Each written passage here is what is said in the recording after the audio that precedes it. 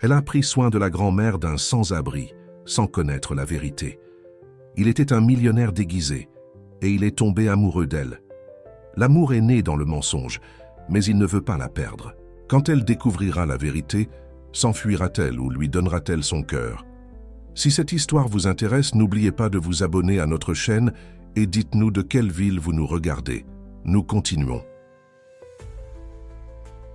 Le vent froid de Paris coupait à travers le costume italien de Mathieu Lefebvre, tandis qu'il marchait parmi les décombres de ce qui serait un jour un autre de ses projets immobiliers. À 36 ans, il avait déjà multiplié plusieurs fois la fortune dont il avait hérité, mais cet après-midi-là, ses pensées étaient loin des chiffres de son compte bancaire. Le terrain abandonné au centre-ville aurait dû être transformé en complexe commercial des mois auparavant, mais des problèmes de permis et de fournisseurs avaient tout retardé. Maintenant, alors qu'il inspectait la propriété pour une réunion avec de nouveaux investisseurs, quelque chose attira son attention. Un pleur, bas, contenu, comme si celui qui l'émettait essayait de le cacher au monde. Mathieu hésita. Son chauffeur l'attendait dans la voiture, et il avait une visioconférence importante dans moins d'1 heure. Le plus sensé serait d'ignorer, d'appeler la sécurité, de laisser d'autres s'occuper de n'importe quel problème qu'il pourrait y avoir. C'était ainsi qu'il avait toujours fait, déléguer, garder ses distances, se protéger. Mais quelque chose dans ce pleur le fit changer de direction. Suivant le son, il contourna un pilier de béton et s'arrêta alors, stupéfait par la scène devant lui. Une petite fille, pas plus de 5 ans, était recroquevillée contre le mur. Sa robe, qui devait avoir été rose un jour, était sale et déchirée. Dans ses petites mains tremblantes, elle tenait une poupée de chiffon à qui il manquait un bras. À côté d'elle, une femme était allongée, son corps maigre et pâle, bougeant à peine. « Mon Dieu !» murmura Mathieu, s'approchant avec précaution. La fillette leva les yeux vers lui, de grands yeux sombres, chargés d'une peur qu'aucun enfant ne devrait connaître. La femme, présumément la mère, respirait avec difficulté. Ses lèvres étaient violettes, et quand Mathieu s'agenouilla, à ses côtés, il se rendit compte qu'elle était glacée. « Madame, tenez bon, je vais appeler à l'aide, » dit-il, sortant déjà son téléphone. Mais sa main, étonnamment forte, saisit son poignet. « Non, » chuchota-t-elle, sa voix presque inaudible. « S'il vous plaît, ne la laissez pas y retourner. »« Retourner où ? Madame, vous avez besoin d'un médecin, » insista Mathieu, mais les yeux de la femme perdaient déjà leur focus. « Promettez, » supplia-t-elle, ses mots entrecoupés par une respiration difficile. « Promettez que vous la protégerez. » Mathieu regarda la petite fille, qui observait tout en silence, comme si cette scène était quelque chose avec laquelle elle était déjà terriblement familière. Un nœud se forma dans sa gorge. « Je promets, » dit-il sans réfléchir aux implications de ses paroles. L'instant d'après, il sentit la main de la femme se relâcher sur son poignet. Elle était partie. Le silence qui suivit fut assourdissant. Mathieu resta là, agenouillé sur le béton froid, son esprit essayant de traiter ce qui venait de se passer. Il devrait appeler la police, bien sûr. Il devrait alerter les autorités, laisser le système s'occuper de la situation. C'était la procédure correcte, logique, sûre. Mais quand il se leva, il sentit une traction sur sa veste. La petite fille s'était approchée sans qu'il s'en aperçoive, ses petits doigts agrippés au tissu coûteux comme si sa vie en dépendait. Elle ne dit rien, ne pleura pas, ne fit aucun son. Elle le regarda simplement avec ses yeux qui semblaient porter le poids du monde. Ce fut à ce moment que Mathieu Lefebvre, l'homme qui avait bâti sa réputation en prenant des décisions froides et calculées, fit quelque chose de complètement irrationnel. Il prit la petite fille dans ses bras, l'enveloppa dans son manteau et marcha rapidement vers la voiture, laissant derrière lui le corps de la femme qui venait de lui confier son plus précieux trésor. « Monsieur ?» questionna son chauffeur, clairement confus par la scène. « Hôpital » ordonna Mathieu, sa voix n'admettant pas de question. « Le plus proche. » Pendant tout le trajet, la petite fille n'émit pas un seul son. Elle resta parfaitement immobile, comme si elle essayait de se rendre invisible. La seule indication qu'elle était consciente était la prise ferme avec laquelle elle tenait sa poupée mutilée. À l'hôpital, les questions commencèrent. Qui était la fillette? Quel était son nom? Où était sa mère? Mathieu n'avait pas de réponse. Tout ce qu'il savait, c'est qu'il ne pouvait pas, ne voulait pas, rompre la promesse qu'il avait faite à une femme mourante. Elle restera sous ma responsabilité jusqu'à ce que nous résolvions la situation, déclara-t-il, utilisant le ton qu'il réservait à ses négociations les plus importantes. Le ton qui disait que la discussion n'était pas une option. Les heures suivantes furent un tourbillon d'examens, de paperasse et d'appels téléphoniques.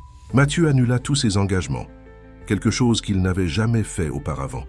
Son téléphone ne cessait de sonner, mais il ignora tous les appels. La nuit était déjà tombée quand il reçut enfin l'autorisation d'emmener la petite fille. Les médecins avaient confirmé que, malgré quelques signes de malnutrition et d'épuisement, elle était physiquement en bonne santé. « Quel est ton nom ?» demanda-t-il gentiment, tout en l'aidant à s'installer sur la banquette arrière de la voiture. Pendant un long moment, elle se contenta de le regarder comme si elle évaluait si elle pouvait lui faire confiance.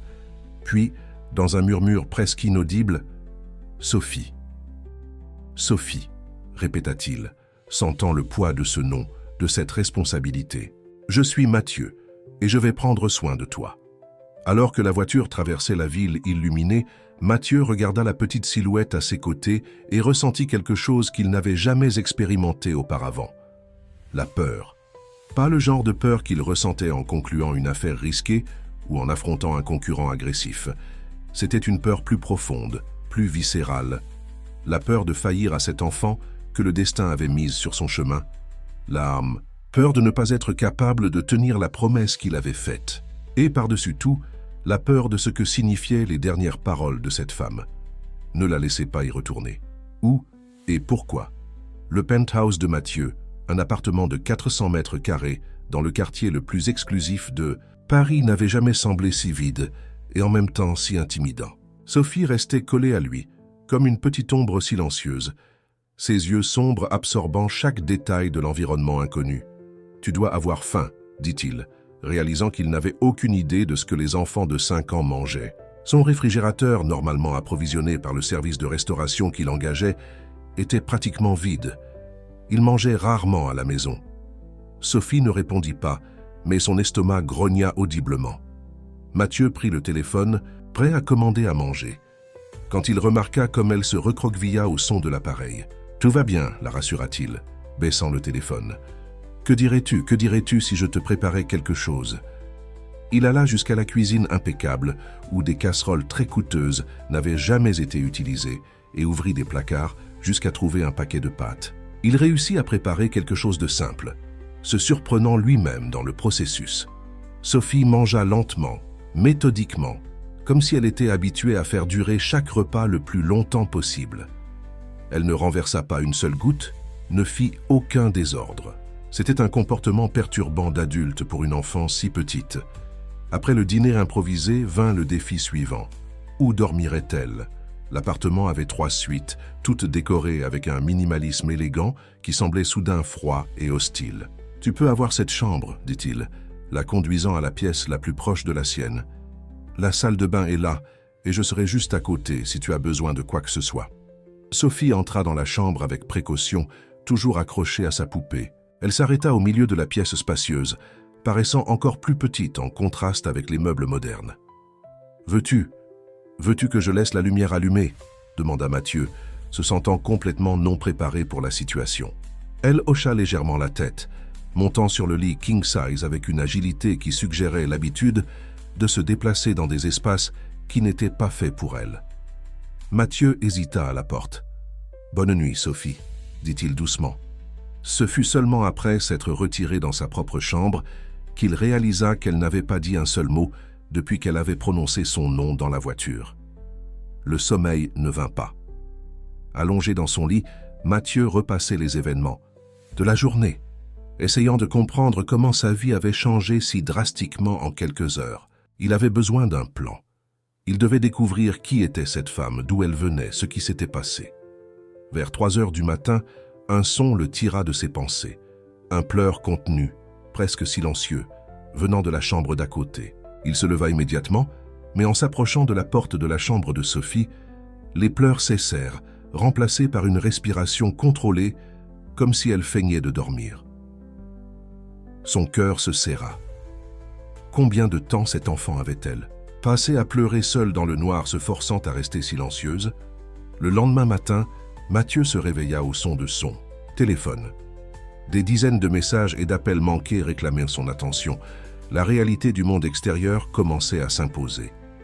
Il trouva Sophie exactement où il l'avait laissée, assise sur le lit, parfaitement immobile. Elle semblait n'avoir pas dormi du tout.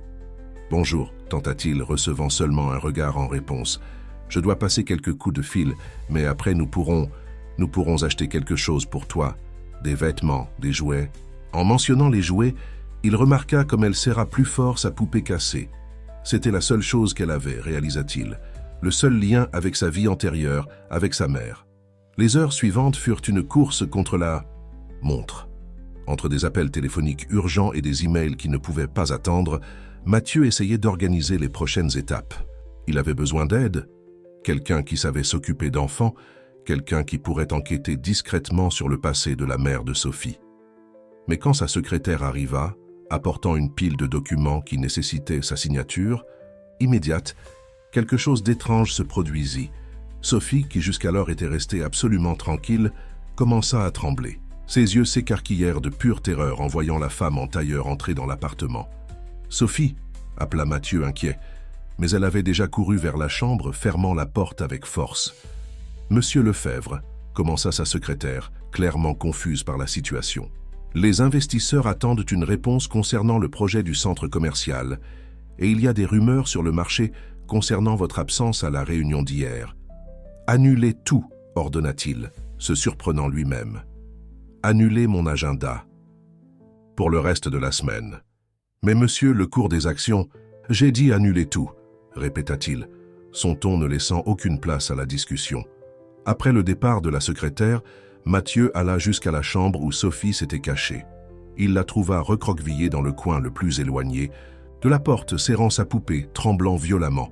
« Elle est partie, dit-il doucement. « Personne ne va te faire de mal, Sophie. J'ai promis à ta mère que je te protégerai, tu te souviens ?» Lentement, très lentement, elle leva les yeux vers lui. Et puis, pour la première fois depuis qu'il l'avait trouvée, elle parla de son propre chef. Elle ressemblait à eux. La phrase, dite dans un murmure presque inaudible, fit glacer le sang de Mathieu. Eux, qui étaient-ils? Qu'avaient-ils fait pour laisser une enfant dans un tel état de terreur? À ce moment, regardant cette petite silhouette traumatisée, Mathieu prit une décision. Ses affaires, sa fortune, sa réputation, rien de tout cela n'importait plus que découvrir la vérité et garder Sophie en sécurité. Ce qu'il ne savait pas, c'est que cette décision ne serait que le premier pas dans un voyage qui changerait sa vie pour toujours.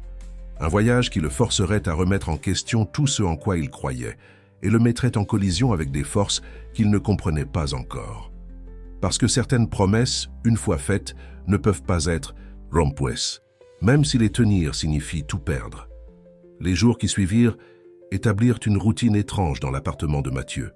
Il avait transformé le bureau en son centre d'opération temporaire, travaillant de la maison pour ne pas laisser Sophie seule. La petite fille restait extrêmement silencieuse, mais peu à peu commençait à montrer de petits signes de confiance. Un matin particulièrement tendu, alors qu'il essayait de gérer une crise dans l'une de ses entreprises par téléphone, Mathieu remarqua que Sophie l'observait avec une intensité troublante.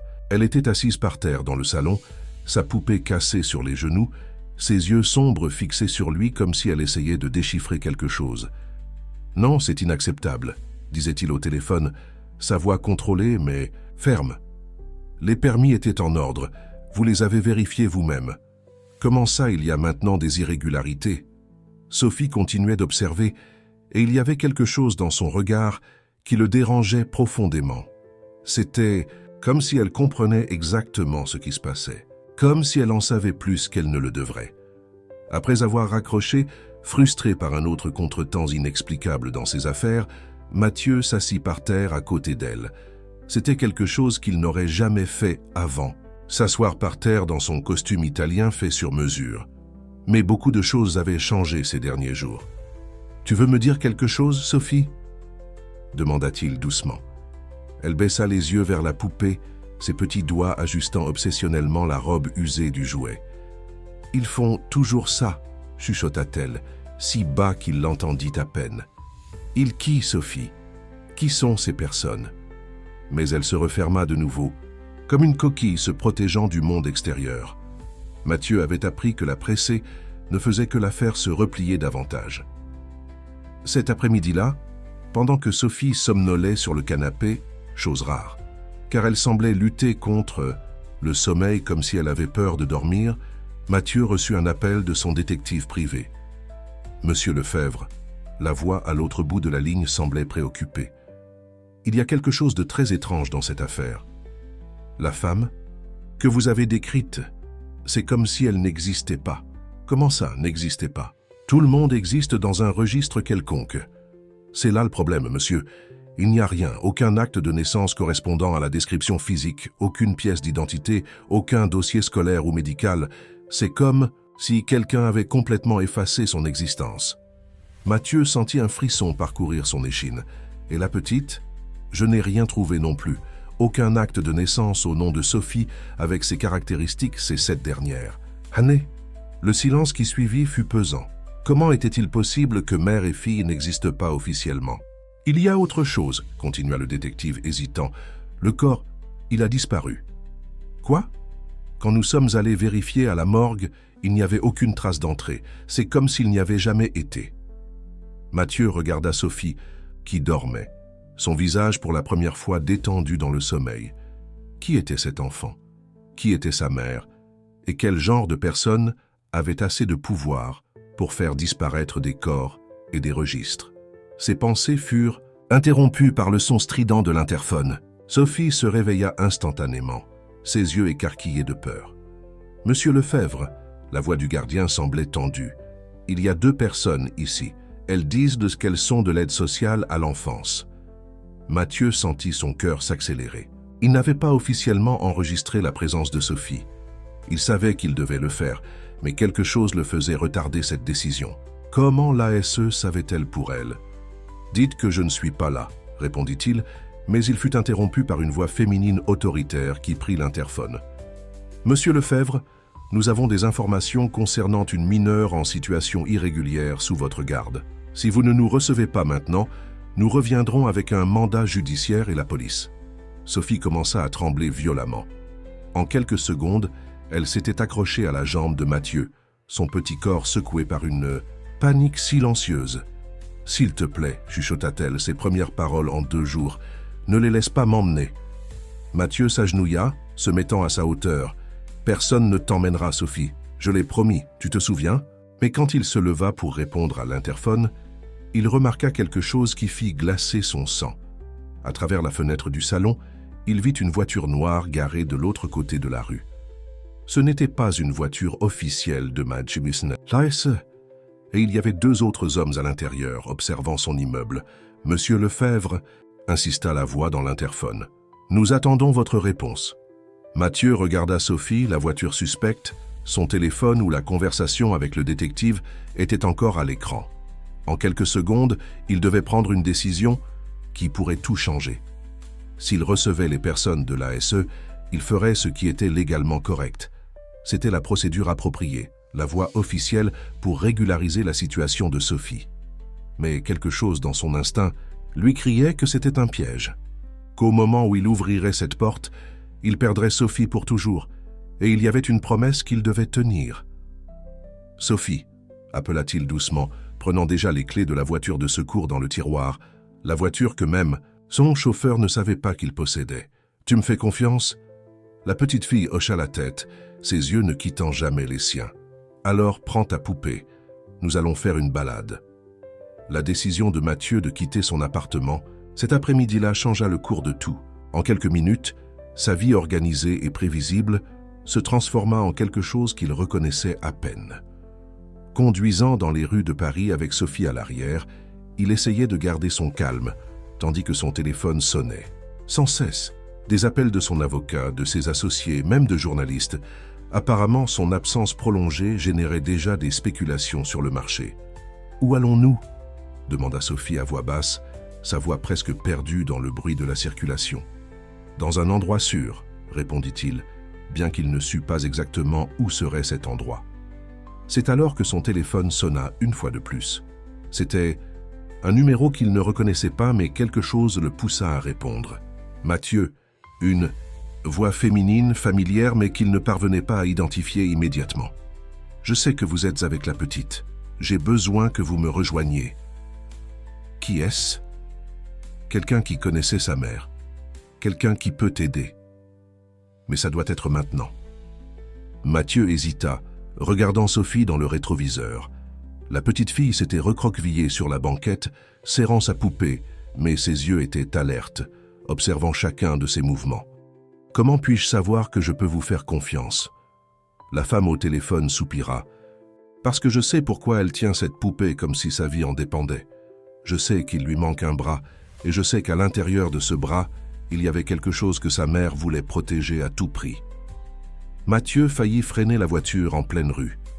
La poupée. Il n'avait jamais mentionné la poupée à personne. « Retrouvez-moi au parc du Luxembourg », continua la femme. « Près du lac, dans 20 minutes. » La communication coupa. Mathieu regarda de nouveau Sophie dans le rétroviseur. « Sophie », appela-t-il doucement. « Ta poupée. Y a-t-il quelque chose à l'intérieur ?» La petite fille serra le jouet plus fort contre sa poitrine, mais hocha légèrement la tête. « Ta mère y a mis quelque chose ?» Un autre hochement affirmatif. « Tu sais ce que c'est ?» Elle secoua la tête négativement. « Ah, mais elle a dit que c'était important, que je ne devais laisser personne le prendre. » Le cœur de Mathieu battait fort tandis qu'il manœuvrait la voiture en direction du parc. Une partie de lui disait que c'était de la folie de faire confiance à une inconnue, mais une autre partie savait qu'il commençait à manquer d'options.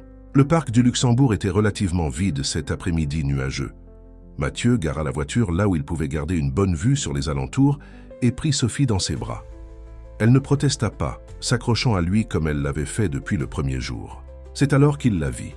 Une femme était assise sur un banc près du lac nourrissant des pigeons. Elle semblait avoir environ 50 ans, cheveux grisonnants attachés en un chignon simple. Elle aurait pu être n'importe quelle dame profitant d'un après-midi au parc. Mais quand elle leva les yeux et les vit, Mathieu réalisa qu'il y avait quelque chose de différent en elle. Quelque chose dans son regard qui parlait d'expérience que la plupart des gens n'auraient jamais. « Hélène », chuchota Sophie, surprenant Mathieu. C'était la première fois qu'elle montrait reconnaître quelqu'un. La femme Hélène sourit tristement. « Bonjour petite, tu m'as manqué. » Mathieu resta debout, tenant toujours Sophie. « Vous connaissiez sa mère ? Anne était comme une fille pour moi, » répondit Hélène, ses yeux s'embuant. « Je l'ai aidée quand elle s'est enfuie la première fois, enceinte et terrifiée. Je l'ai cachée aussi longtemps que j'ai pu. »« Fuie de qui ?» demanda Mathieu, s'asseyant sur le banc, mais gardant Sophie près de lui. Hélène regarda autour d'elle avant de répondre, comme si elle vérifiait s'ils étaient observés. « De personnes puissantes, Mathieu. Des personnes qui font disparaître d'autres personnes sans laisser de traces. » Un frisson parcourut l'échine de Mathieu. Son corps a déjà été enlevé, je sais. Ils sont très efficaces pour effacer les preuves. Hélène soupira profondément. Anne savait qu'il finirait par la trouver. C'est pourquoi elle a tout préparé, laissé des indices, des preuves. Dans la poupée, compléta Mathieu. Hélène hocha la tête. Anne était plus intelligente qu'il ne l'imaginait. Elle le sait, mais avant qu'elle ne puisse terminer, son visage changea. Ses yeux s'écarquillèrent, se fixant sur quelque chose derrière Mathieu. « Ils nous ont trouvés », chuchota-t-elle. « Prenez la petite et courez, maintenant. » Mathieu se retourna et vit. 3 hommes en costume s'approchaient rapidement, leurs mains à l'intérieur de leur veste d'une manière qui ne laissait aucun doute sur leurs intentions. « Allez-y !» cria Hélène, se levant. « Je les retarde !» Sans réfléchir à 2 fois, Mathieu serra Sophie dans ses bras et courut. Le bruit des pas derrière lui se rapprochait, devenait plus urgent. Sophie était dans un silence absolu dans ses bras, comme si elle avait pratiqué cela auparavant. Comme si elle savait exactement quoi faire quand elle était poursuivie. Et c'est cette pensée, l'idée qu'une enfant de 5 ans savait comment se comporter pendant une poursuite, qui fit grandir la colère en Mathieu. Quel genre de personne transformait la vie d'un enfant en cela? Il courut entre les arbres, sa respiration lourde, ses bras douloureux de l'effort de porter Sophie. Mais il n'allait pas s'arrêter, il n'allait pas abandonner, parce que maintenant il commençait à comprendre la véritable signification de la promesse qu'il avait faite. La nuit était tombée sur Paris lorsque Mathieu arrêta finalement la voiture devant un hôtel simple en périphérie de la ville. Son dos lui faisait mal après l'effort de la fuite, et son esprit n'arrêtait pas de revivre les événements dans le parc. Hélène était restée derrière, et il ne savait pas si elle allait bien. Sophie dormait sur la banquette arrière, toujours accrochée à sa poupée. Durant toute la fuite, elle n'avait pas pleuré, n'avait fait aucun bruit. C'était comme si elle savait exactement quoi faire dans des situations comme celle-là. Une pensée qui brisait le cœur de Mathieu. L'hôtel était le genre d'endroit qu'il n'aurait jamais envisagé dans sa vie antérieure. Sans luxe, sans service, juste le strict nécessaire. Mais c'était exactement pour cela que c'était parfait. Personne ne chercherait le puissant homme d'affaires Mathieu Lefebvre dans un établissement comme celui-ci. « Sophie », appela-t-il doucement, la réveillant. « Nous devons descendre maintenant. » Elle ouvrit les yeux immédiatement, complètement alerte. Un comportement de plus qu'une enfant de 5 ans ne devrait pas avoir. Dans la chambre petite et simple, Mathieu ferma tous les rideaux avant de s'asseoir sur la seule chaise disponible. Sophie s'installa sur le lit, ses yeux ne quittant jamais les siens. « Nous devons regarder ce qu'il y a dans la poupée, » dit-il gentiment. Pendant un moment, il sembla qu'elle allait refuser. Ses petits bras serrèrent davantage le jouet et ses yeux se remplirent de larmes. « Maman a dit que c'était important, » chuchota-t-elle. « Je sais, ma chérie, et c'est pour cela que nous devons voir, pour comprendre comment t'aider, pour tenir ce que j'ai promis à ta mère. » Lentement, très lentement, Sophie lui tendit la poupée. Avec précaution, Mathieu examina l'endroit où le bras avait été arraché. À l'intérieur du tissu déchiré, il y avait quelque chose, une petite clé USB. « Ta mère parlait de ça ?» demanda-t-il, montrant l'objet à Sophie. Elle secoua la tête négativement. Elle disait juste que je ne devais pas perdre la poupée, que c'était important. Mathieu regarda la clé USB dans sa main, conscient que ce petit objet contenait probablement les réponses qu'il cherchait, mais aussi conscient que ces réponses pouvaient être dangereuses. Son ordinateur portable était dans le sac qu'il avait préparé à la hâte avant de quitter l'appartement. Les mains tremblant légèrement, il inséra la clé USB. Il n'y avait qu'un seul fichier, une vidéo. Mathieu hésita avant de cliquer, regardant Sophie qui observait tout en silence. « Ma chérie, pourquoi ne prends-tu pas un bain pendant que je regarde ça? Il y a des serviettes propres dans la salle de bain. » À sa surprise, Sophie obéit sans protester. Quand il entendit la douche se mettre en marche, Mathieu ouvrit la vidéo. Le visage d'Anne, la mère de Sophie, remplit l'écran. Elle paraissait en meilleure santé que lorsqu'il l'avait trouvée, mais ses yeux portaient déjà la même peur. « Si vous regardez ceci, » commença-t-elle, sa voix tremblante, « cela signifie qu'ils m'ont trouvé. Cela signifie que je n'ai pas réussi à protéger ma fille comme je l'aurais dû. » Elle fit une pause, respirant profondément.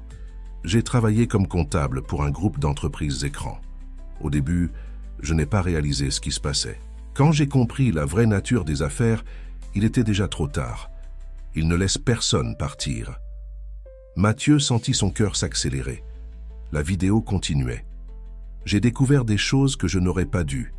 Des documents, des transactions, des noms. Des personnes puissantes impliquées dans... Mon Dieu, je ne peux même pas le dire. Quand je suis tombée enceinte, j'ai su que je devais partir.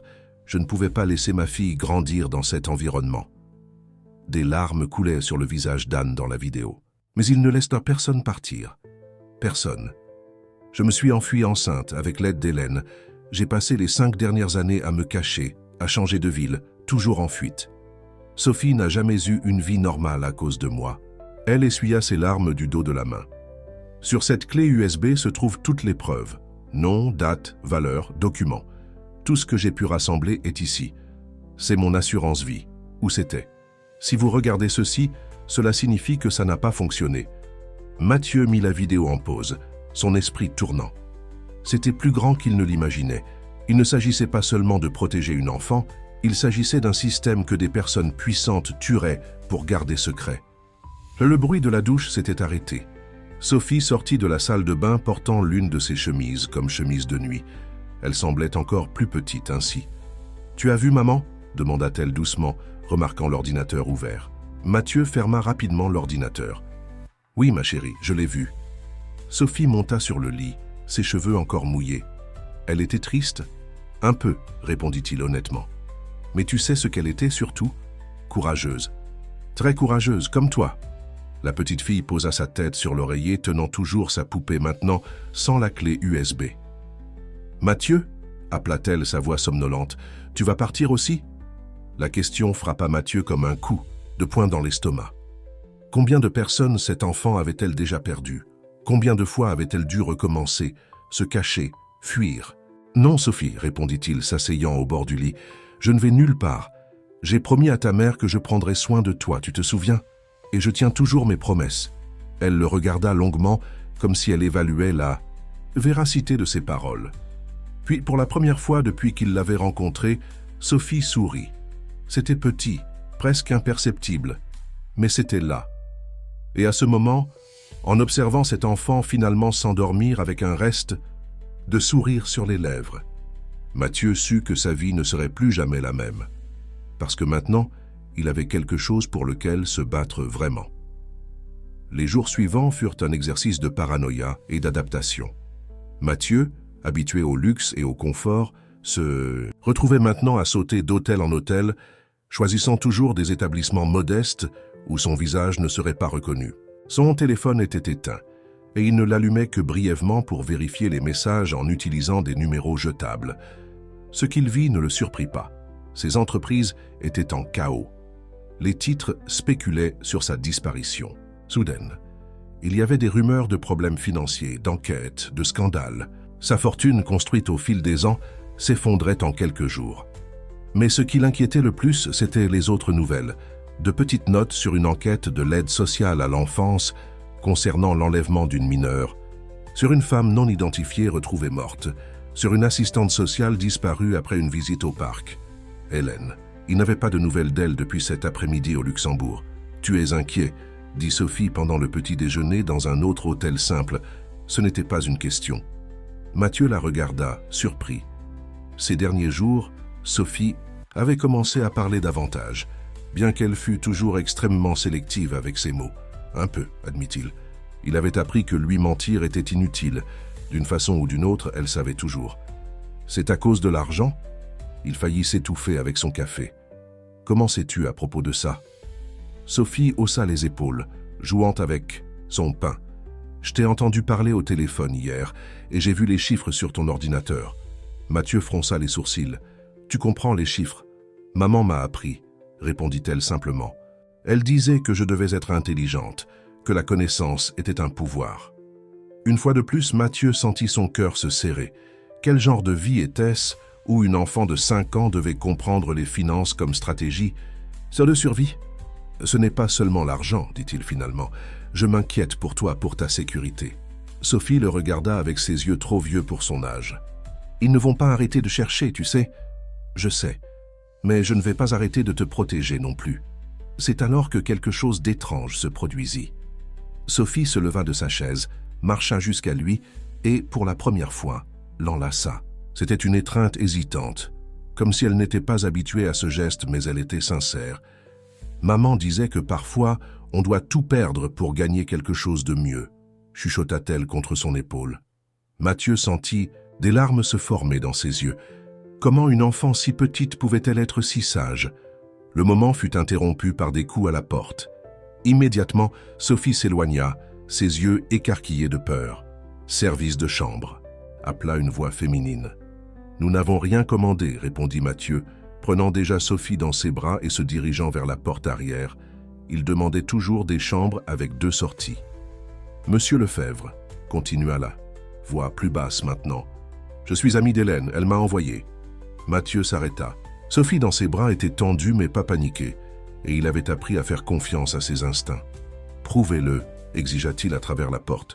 « La poupée », répondit la voix.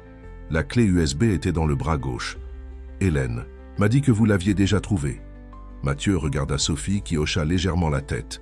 Avec précaution, il ouvrit la porte. La femme de l'autre côté semblait avoir environ 40 ans. Cheveux châtains courts, vêtements simples. Rien en elle n'attirait l'attention. Ce qui, Mathieu l'apprenait, était généralement intentionnel. « Je m'appelle Claire, » dit-elle, entrant rapidement et fermant la porte. « Hélène est en sécurité, mais ne peut pas se déplacer maintenant. Elle m'a envoyé pour vous aider. »« Que lui est-il arrivé ?» demanda Mathieu tenant toujours Sophie. « Elle se remet. L'important est qu'elle a réussi à les égarer ce jour-là, mais maintenant ils sont encore plus déterminés. Claire regarda Sophie avec un sourire triste. Ils savent pour la clé USB. Mathieu sentit son sang se glacer. Comment? Quelqu'un fait fuiter des informations. Quelqu'un proche de vous. L'esprit de Mathieu commença à tourner. Qui cela pourrait-il être? Sa secrétaire? Son chauffeur? Son avocat? Nous ne pouvons faire confiance à personne, dit doucement Sophie, et Mathieu réalisa qu'elle le savait probablement depuis longtemps. Pas à beaucoup de personnes, acquiesça Claire, mais vous pouvez me faire confiance, et j'ai un endroit sûr pour vous. Pourquoi devrions-nous vous faire confiance? Demanda Mathieu. Claire sourit tristement. Parce que j'ai aussi perdu quelqu'un à cause d'eux, ma sœur. Elle travaillait. Avec Anne. Sophie bougea dans les bras de Mathieu, regardant intensément Claire.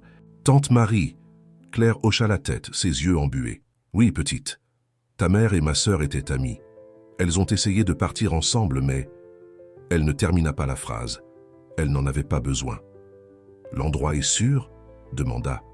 Mathieu, sachant déjà qu'il n'avait pas beaucoup de choix. Le plus sûr possible. Et de là, nous pouvons commencer à agir. Parce que vous savez que vous ne pouvez pas fuir pour toujours, n'est-ce pas? Mathieu regarda Sophie toujours dans ses bras. Non, il ne pouvait pas fuir pour toujours. À un moment donné, il devrait s'arrêter et affronter ce qui se passait. Mais quand il regarda de nouveau Claire, il y avait une nouvelle détermination dans ses yeux. « Nous ne fuyons pas, dit-il fermement, nous nous préparons. » Parce que maintenant il comprenait, ce n'était pas seulement protéger Sophie, c'était lui garantir qu'elle puisse avoir une vie normale, sans peur, sans nécessité de se cacher. Et pour cela, il devrait affronter ceux qui la poursuivaient, même si cela signifiait tout risquer. L'endroit sûr dont Claire avait parlé était une petite maison de campagne dans les environs de Paris. La simple maison de 2 chambres était cachée parmi les arbres, loin de la route principale.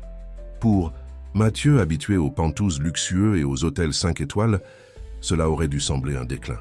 Mais quand il vit le sourire de Sophie en découvrant une vieille balançoire dans le jardin, il sut qu'ils étaient au bon endroit. « Personne ne connaît cet endroit », expliqua Claire en préparant un café dans la cuisine modeste. « C'était à ma grand-mère. J'ai maintenu la propriété au nom d'un prête-nom par précaution. » Mathieu observait Sophie par la fenêtre. Elle était sur la balançoire, tenant toujours sa poupée, mais il y avait quelque chose de différent dans sa posture, une légèreté qu'il n'avait jamais vue auparavant. « Nous devons parler de la clé USB, dit Claire, sa voix sérieuse, de ce que vous y avez trouvé. » Mathieu soupira, s'asseyant à la table de la cuisine.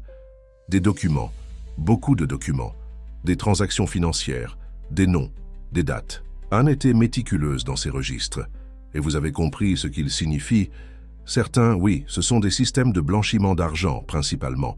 Des entreprises écrans, des contrats surfacturés, des fausses factures. Mais il y a plus, n'est-ce pas? Claire acquiesça gravement. Beaucoup plus. Anne a découvert quelque chose qui va au-delà du simple détournement d'argent. Quelque chose qui explique pourquoi ils sont si déterminés à récupérer ces informations. Quoi exactement? Avant que Claire ne puisse répondre, un bruit venant du jardin les fit se lever. Sophie était tombée de la balançoire. Mathieu courut dehors, son cœur battant la chamade. Il trouva Sophie assise dans l'herbe, tenant son genou écorché. Mais ce qui l'impressionna le plus fut qu'elle pleurait.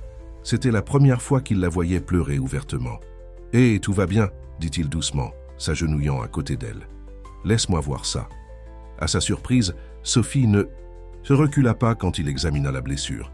Au contraire, elle se pencha plus près de lui. « Ça fait mal, admit-elle entre les sanglots. Je sais, ma chérie. On va nettoyer ça, d'accord ?» Pendant qu'il soignait le genou de Sophie dans la cuisine, appliquant un antiseptique et un pansement que Claire avait fourni, Mathieu réalisa quelque chose d'important. C'était la première fois que Sophie agissait comme une enfant normale, pleurant pour une blessure, permettant d'être consolée, n'essayant pas d'être forte tout le temps. « Tu sais, dit-il en collant le pansement coloré, quand j'étais petit, chaque fois que je me blessais, ma mère donnait un baiser sur la blessure. Elle disait que ça aidait à guérir plus vite. » Sophie le regarda avec curiosité. « C'est vrai? » « Eh bien, en réalité, c'est juste une histoire idiote que les parents racontent à leurs enfants, » admit-il. « Mais parfois, juste l'affection aide déjà à moins souffrir. » À sa surprise, Sophie tendit son genou blessé dans sa direction. Mathieu comprit la demande silencieuse et déposa un doux baiser sur le pansement. « Mieux ?» demanda-t-il.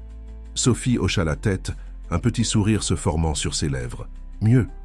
Claire, qui observait la scène en silence, se racla la gorge pour attirer l'attention de Mathieu. « Pourquoi ne vas-tu pas jouer un peu plus, Sophie? Mais cette fois, fais attention, d'accord ?» Sophie regarda Mathieu, comme si elle demandait la permission. Quand il acquiesça, elle descendit de la chaise et retourna dans le jardin, boitant légèrement. « Vous êtes bon avec elle », commenta Claire quand ils furent seuls. « J'essaie », répondit Mathieu, ses yeux encore dans la direction où Sophie était partie. « Mais parfois je me sens complètement perdu.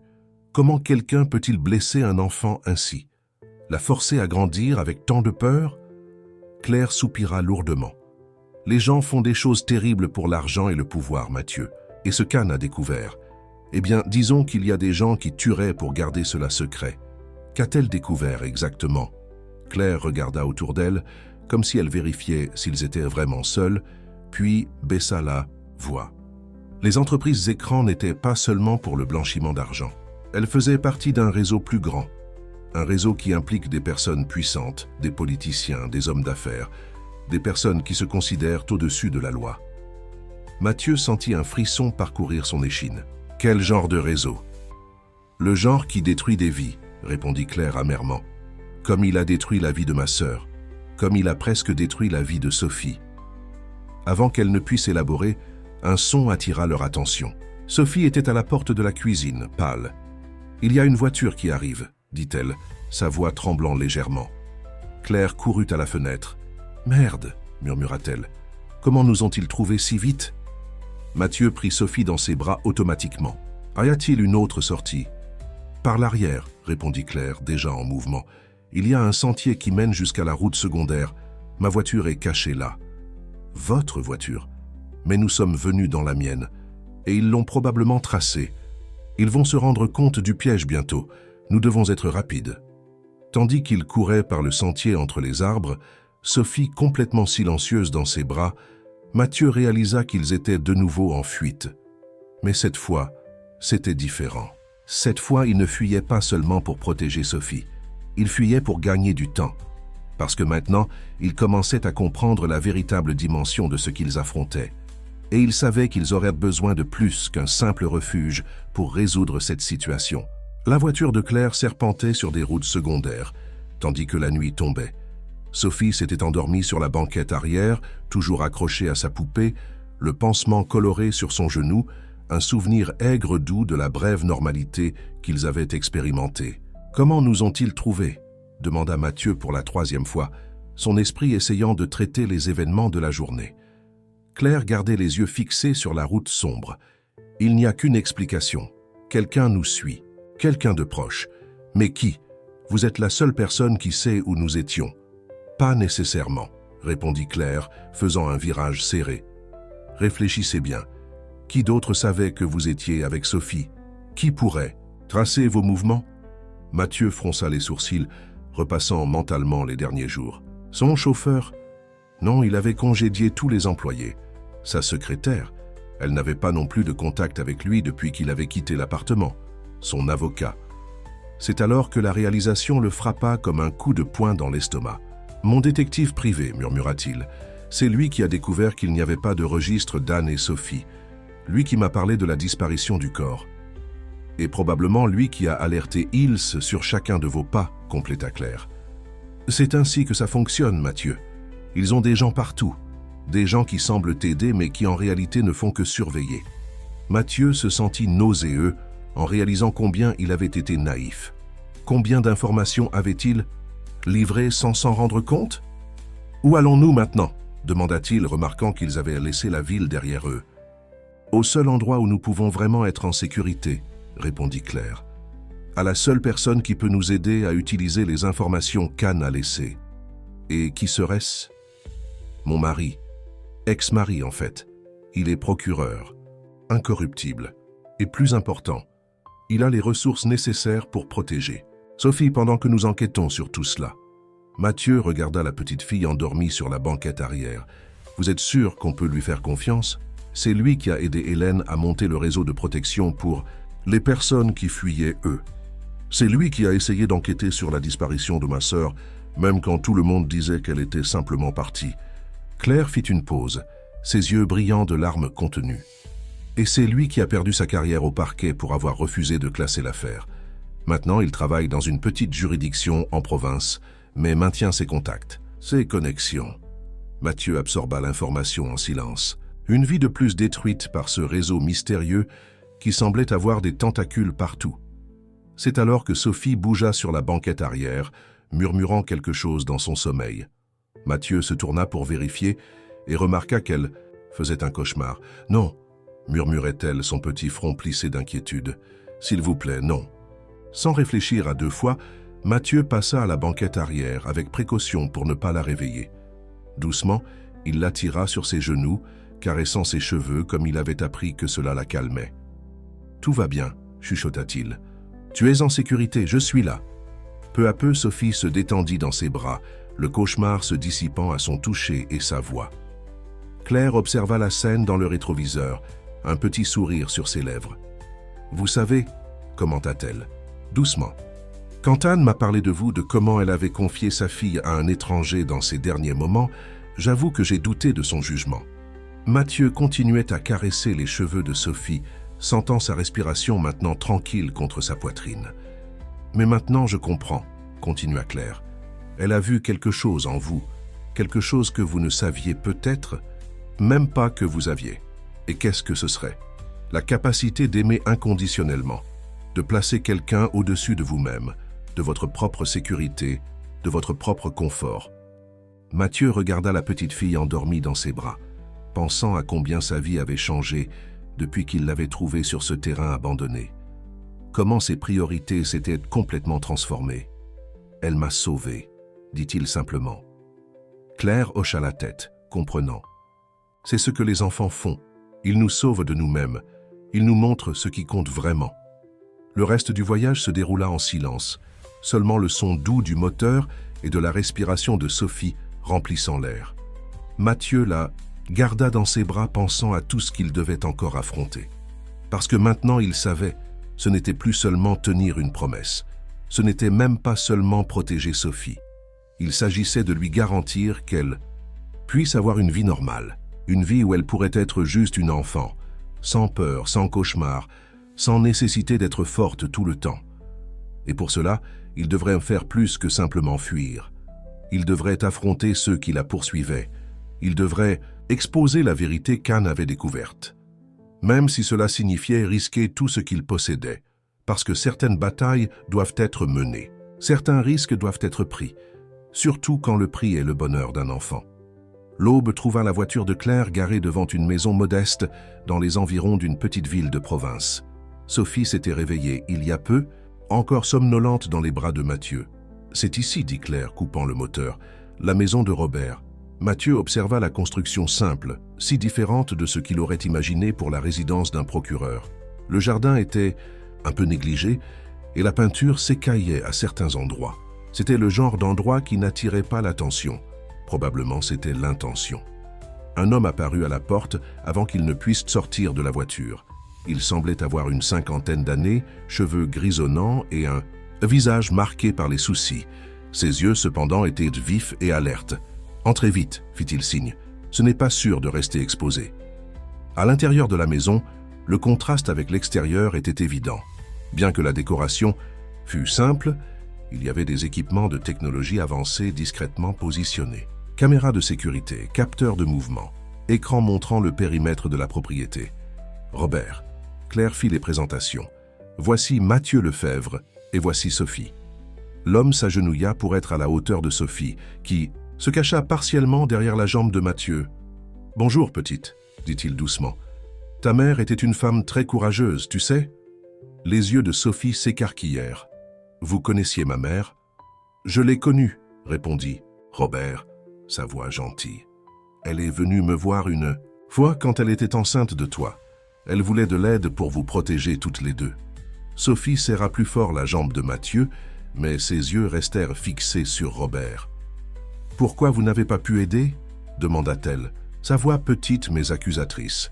Robert sembla vieillir de 10 ans avec la question. J'ai essayé, répondit-il honnêtement. Mais ils étaient plus forts à l'époque. Ils avaient des gens partout.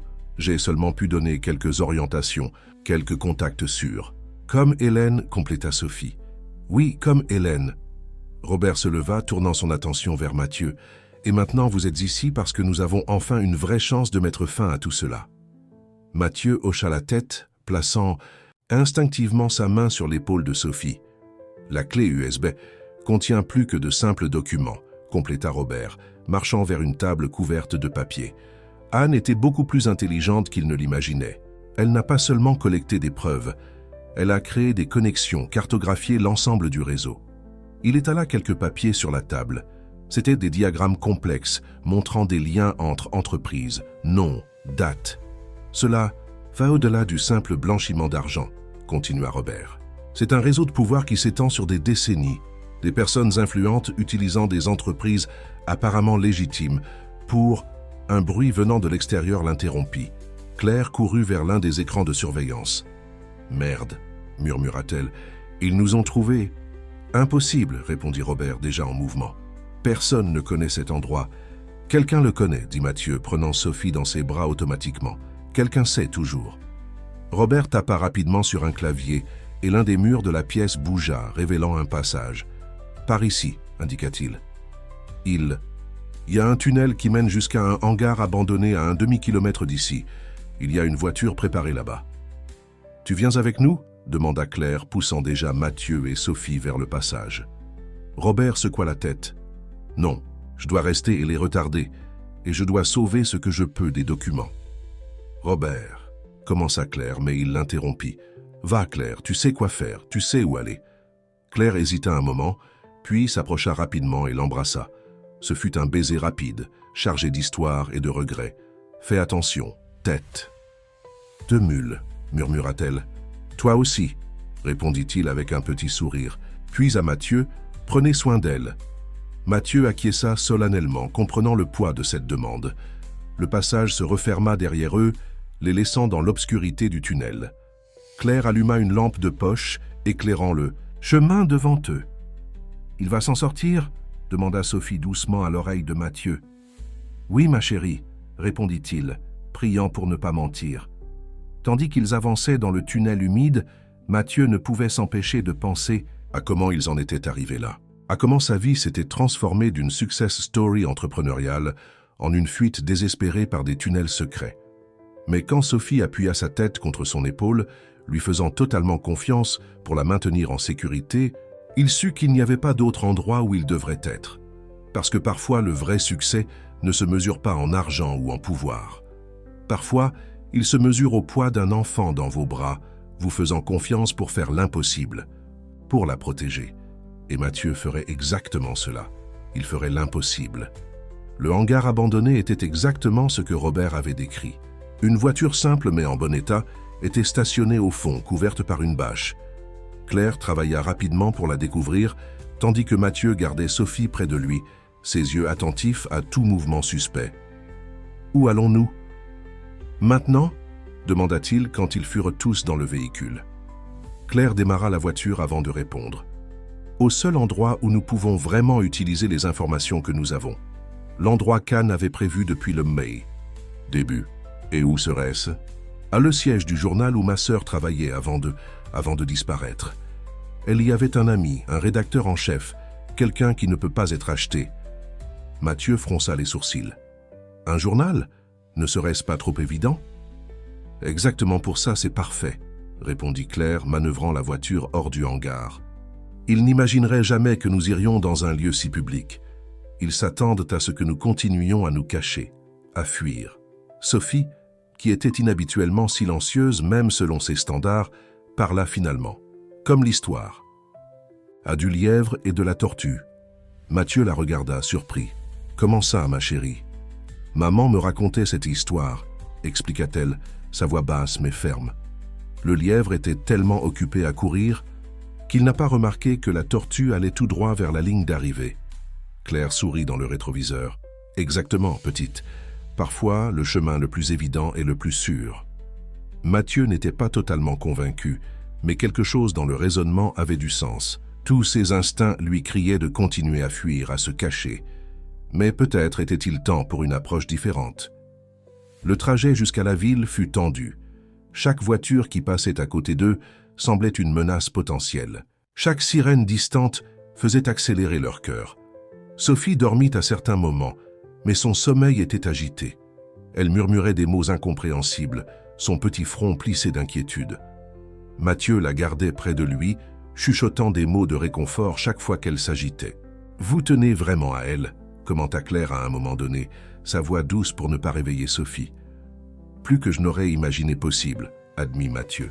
« C'est étrange, ça fait si peu de temps, mais je ne peux plus imaginer ma vie sans elle. »« Ce n'est pas étrange », répondit Claire. « C'est de l'amour. Le type d'amour qui n'a pas besoin de temps ou de sang pour exister. Le type d'amour qui est simplement. » Mathieu regarda la petite fille endormie dans ses bras, pensant à combien sa vie avait changé depuis cet après-midi sur le terrain abandonné. Comment ses priorités s'étaient complètement transformées.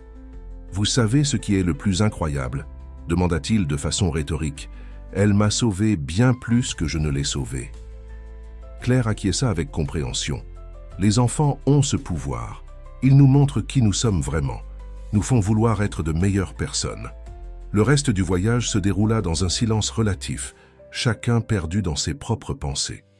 Le soleil était déjà haut quand ils arrivèrent en ville, la circulation augmentant à mesure qu'ils approchèrent du centre. C'est alors que quelque chose attira l'attention de Mathieu. « Claire », appela-t-il, sa voix tendue, « cette voiture noire, elle est déjà passée devant nous avant ?» Claire vérifia dans le rétroviseur. « Merde », murmura-t-elle, « comment savent-ils ?»« Toujours ?»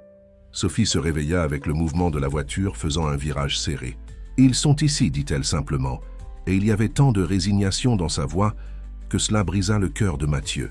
« Ils ne t'attraperont pas, promit-il, la serrant plus fort dans ses bras. « Plus jamais. » Claire manœuvrait la voiture, habilement dans la circulation, essayant de semer le véhicule qui les suivait. Mais pour chaque rue dans laquelle ils entraient, pour chaque virage qu'ils prenaient, la voiture noire était là. « Nous n'arriverons pas au journal comme ça, dit Claire, prenant un autre virage brusque. Ils vont nous coincer avant. » C'est alors que Mathieu eut une idée folle, potentiellement désastreuse, mais qui pourrait être leur seule chance. « Claire, » appela-t-il, sa voix ferme, « combien de temps jusqu'au journal ?»« 10 minutes dans la circulation normale. »« Pourquoi ?»« Parce que je pense qu'il est temps que nous arrêtions de fuir. » Claire le regarda dans le rétroviseur comme s'il était devenu fou. « Quoi ?» ?»« Sophie a raison, » continua-t-il, un plan se formant dans son esprit. « Parfois, le chemin le plus évident est le meilleur. Et parfois, vous devez affronter vos poursuivants de front. Mathieu, c'est de la folie. »« Non, interrompit-il, c'est notre seule chance. Ils s'attendent à ce que nous continuions à fuir. Ils s'attendent à ce que nous ayons peur. Mais et si nous faisions exactement le contraire ?» Claire semblait sur le point de protester à nouveau. Mais alors quelque chose changea dans son expression, une compréhension de ce que Mathieu suggérait. « Vous voulez utiliser le fait qu'ils nous suivent ?»« Exactement, confirma-t-il. Ils pensent qu'ils nous coincent ? Parfait. Laissons-les le penser. » Sophie, qui avait suivi la conversation en posa tante, silence parla soudainement. Comme quand maman disait que parfois tu dois perdre une bataille pour gagner la guerre. Mathieu la regarda encore une fois impressionné par sa compréhension. « C'est ça, ma chérie, exactement ça. » Claire hocha lentement la tête, un petit sourire se formant sur ses lèvres. « Alors, dit-elle, prenant un virage qui les mènerait directement au centre-ville, je pense qu'il est temps que nous arrêtions d'être le lièvre et que nous commencions à être la tortue, compléta Sophie. La voiture noire continuait à les suivre, ses occupants probablement satisfaits d'avoir piégé leur proie. Ils ne savaient pas que, pour la première fois depuis que cette poursuite avait commencé, ce n'était plus eux qui avaient le contrôle, parce que certaines batailles ne se gagnent pas en fuyant. Certaines batailles se gagnent en affrontant ses peurs de face, et Mathieu était prêt à affronter les siennes. Le centre-ville bouillonnait d'eux, l'activité typique d'un jour ouvrable, quand la voiture de Claire s'arrêta devant l'imposant bâtiment du journal. La voiture noire qui les suivait se gara quelques mètres derrière, ses occupants clairement surpris par l'arrêt soudain. « Vous êtes sûr de cela ?» demanda Claire une dernière fois, ses mains serrant le volant. Mathieu regarda Sophie dans ses bras. La petite fille le fixait avec une confiance qui fit serrer son cœur. « Oui, » répondit-il, « il est temps de mettre fin à tout cela. » Ils sortirent de la voiture calmement, comme s'ils faisaient juste une visite normale. Mathieu remarqua du mouvement dans la voiture noire. 2 hommes en costume descendirent, leur posture tendue, indiquant qu'ils ne s'attendaient pas à cette attitude. « Monsieur Lefebvre », l'un d'eux appela s'approchant, « je pense que nous pouvons résoudre cela d'une manière civilisée. » Mathieu sentit Sophie trembler légèrement dans ses bras, mais sa voix était ferme quand il répondit « Je suis tout à fait d'accord. Réglons cela ici et maintenant. » L'homme sembla déconcerté par la réponse. Clairement, il s'attendait à une nouvelle tentative de fuite. « Monsieur », essaya-t-il de nouveau, baissant la voix, « réfléchissez bien, nous ne voulons pas créer de scène. »« Non ?» demanda Mathieu, sa voix montant délibérément. « Comme c'est intéressant, parce que c'est exactement ce que je veux. » Des gens dans la rue commençaient à regarder, certains s'arrêtant pour observer la scène inhabituelle. Un homme bien habillé tenant une enfant, confrontant 2 hommes en costume qui semblaient de plus en plus mal à l'aise avec l'attention. C'est alors que Claire joua sa part du plan. « Au secours !» cria-t-elle soudainement. « Ces hommes poursuivent. Une enfant !» L'effet fut immédiat. Des passants s'arrêtèrent complètement, des téléphones furent sortis, des gens commencèrent à s'approcher. « Ce n'est pas ça du tout !» tenta d'expliquer l'un des hommes, mais sa voix trahissait sa nervosité. « Oh si, c'est exactement ça », répondit Mathieu, assez fort pour que tous entendent. « C'est exactement ça. Et savez-vous pourquoi? Parce que cet enfant sait quelque chose qu'ils ne veulent pas voir révélée. » Les hommes échangèrent des regards inquiets. Plus de personnes rejoignirent le groupe, certaines filmant déjà avec leur téléphone.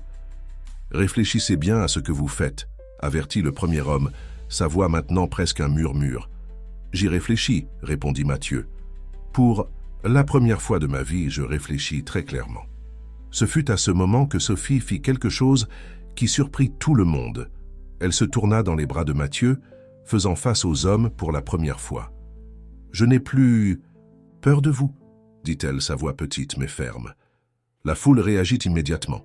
Des murmures d'indignation se répandirent. Plus de téléphones apparurent. Quelqu'un cria avoir appelé la police. Les hommes commencèrent à reculer, réalisant clairement qu'ils avaient perdu le contrôle de la situation. Mais Mathieu n'avait pas terminé.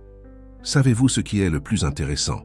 continua-t-il, sa voix projetée pour que tous entendent. « Pendant que nous sommes ici créant cette petite distraction, quelque chose de bien plus grand est en train de se produire. » Les hommes arrêtèrent de reculer, soudainement alertes. « De quoi parlez-vous » Mathieu sourit, le genre de sourire qu'il donnait habituellement quand il concluait une grande affaire. « Vous pensez vraiment que je suis si naïf que je n'aurai pas un plan B ?» Claire, qui avait momentanément disparu dans la confusion, réapparut à l'entrée du bâtiment du journal. « C'est fait », annonça-t-elle, « tout envoyé, tous les documents, toutes les preuves, à plusieurs journalistes, dans plusieurs médias, différents. » Les hommes pâlirent visiblement. « Impossible », murmura l'un d'eux. « La clé USB… »« Ah, cette clé USB ?» demanda Mathieu, feignant l'innocence. « Ce n'était qu'une copie.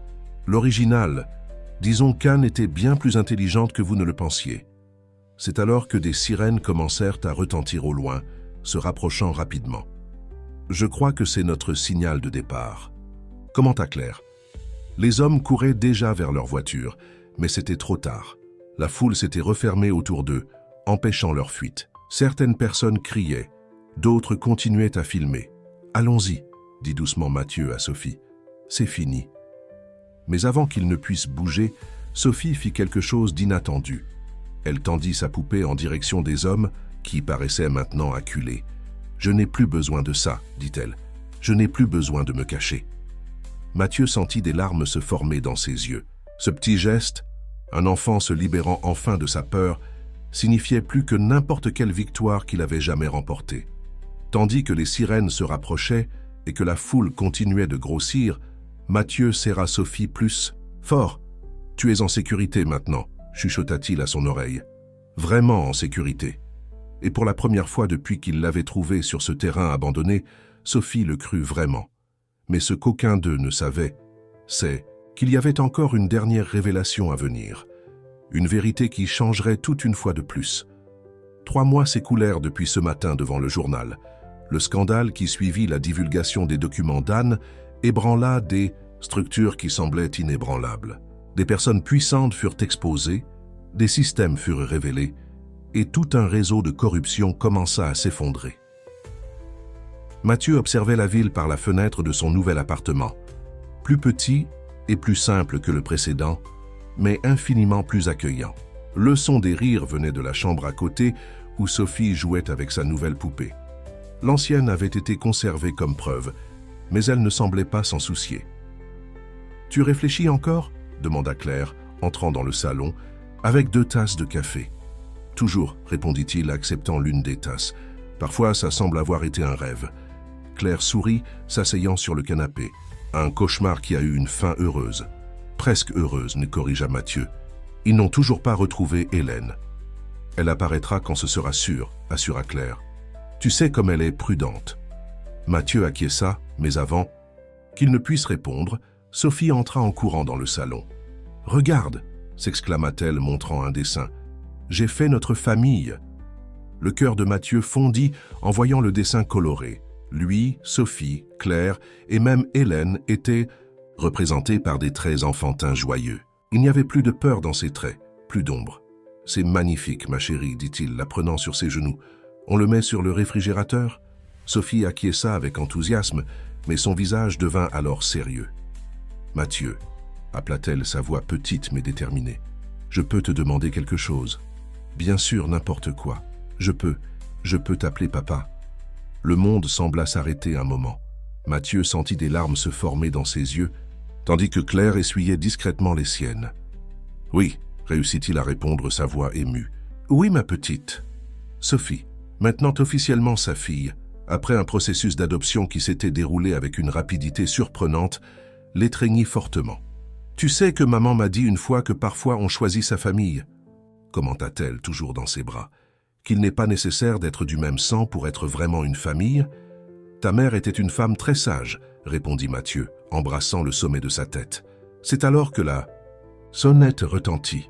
Claire, qui était plus proche de la porte, alla ouvrir. Son cri de surprise fit Mathieu et Sophie se retourner rapidement. Hélène se tenait à la porte, un sourire fatigué mais heureux sur son visage.